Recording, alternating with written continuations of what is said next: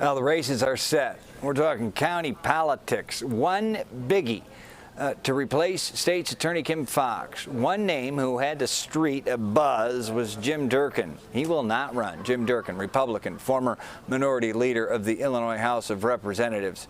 He's joining us now live on the stream. Mr. Durkin, thank you for your time. My pleasure, Brad. Thank you. Question, why not run? You know, it would have obviously been an uphill battle. Republican, most politicians look at the terrain and don't see a path to victory and don't run. Was it simply unwinnable?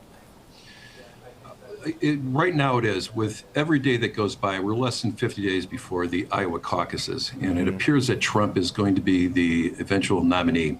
That landscape in Cook County just becomes even more difficult for Republicans, knowing that Trump will be leading the ticket. I have crunched the numbers extensively. I have spent a lot of time researching, polling this race. It's an office that I would love to serve in, an office that I did serve in. But I also know that if you're going to run in the race, you have to run knowing that you have a good chance of winning. And I see no pathway with Trump at the top of the ticket. He has become worse since he's left office. He is probably the most divisive, vindictive, and hateful person ever to serve in that office. And quite frankly, I want nothing to do with that. I don't want my name on the ballot with him. His praise for the January 6th insurrectionists should concern every American, and his continuing lies about the big steal. Enough's enough, but the fact is it's going to be a terrible time for Republicans if he is going to be at the top of the ticket. And my calculation suggests that that's what's going to happen. Wow.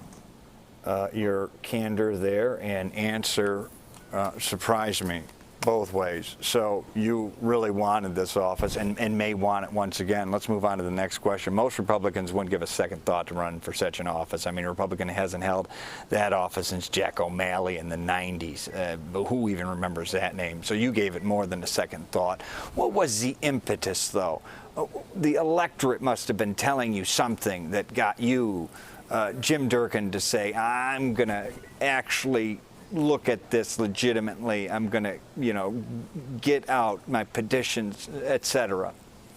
That's right. I had my petitions. They were already, I had over 3,000 signatures. It was the increasing crime, but also the lack of concern towards law enforcement and also crime victims from the state's attorney's office over the past 8 years prompted me to do that. I have so much respect for that office and for the men and women who serve in the courtrooms like I did back in the 90s. And, what really drove me was the state's attorney's support of the Safety Act, which it's more than just no cash bail. There's other provisions in there that are so anti-victim, anti-police. It just gives more rights to the bad actors. And to have the state's attorney of Cook County to sign on to that legislation, to me, was the highest insult that I can see from someone ever serving in that office. The Democrats in Illinois are using victims and police and neighborhoods in part of this social experiment, public safety, and it's failed. And that is what was pushing me to make this decision.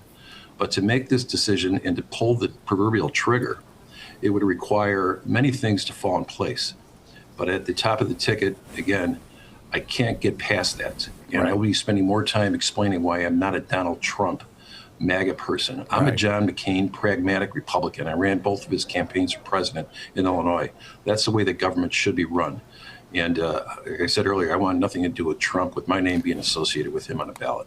So, I mean, nobody swept more to power in a mighty way than Mayor Lori Lightfoot. 4 years later, she lost. The almost winner was a conservative by Chicago standards, Paul Vallas, which would give you hope. But then Paul Vallas lost to Mayor Brandon Johnson, who some people see as even further left of Lightfoot, when people were like, Lightfoot was getting too left.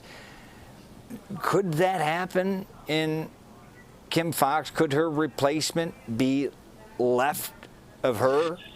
Well, let's put it this way. One of the people who has already filed, Mr. Harris, is handpicked by Tony Preckwinkle. Tony Preckwinkle created Kim Foxx. I know Mr. Harris. I hope if he is the nominee, that he does not go down the same path and he shows independence. But I will just say that history suggests otherwise.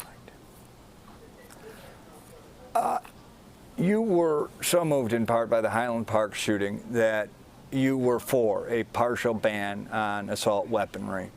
That's correct. Gun reform. That's gun control. You're a Republican. You still are a Republican. What's next for Jim Durkin? In a hyper-partisan era, are you a man without a party? Are you on an island of one? I'm a Republican. I believe in Republican principles. I don't believe in the people that have hijacked the party, the far right. I don't believe in them, and I will do whatever I need to do to stop this insanity that's going on the far right and speak up for the moderates in the middle. That's what people want to see. They want to see an independent, or people who are more pragmatic. How can you defend a vote against the assault weapon ban if you live in northern Illinois? I went as far as to actually shoot those guns. I researched Henry Hyde, his statements, his support, the manufacturer of the guns. I mean, I did my diligence. It's the right thing to do. It's, the way I looked at the assault weapon ban, it's not just the person, it's the gun. Yeah. It's two factors. And, the NRA wants to say it's just the person. No, not so. It's the gun also. Okay. I have a feeling we will be hearing your name again when it comes to some type of office. Mr. Durkin, though, we appreciate your time here, appreciate your candor. Former Illinois House Minority Leader Jim Durkin, thank you for your time. Thank you, Mike. My pleasure. Thank you.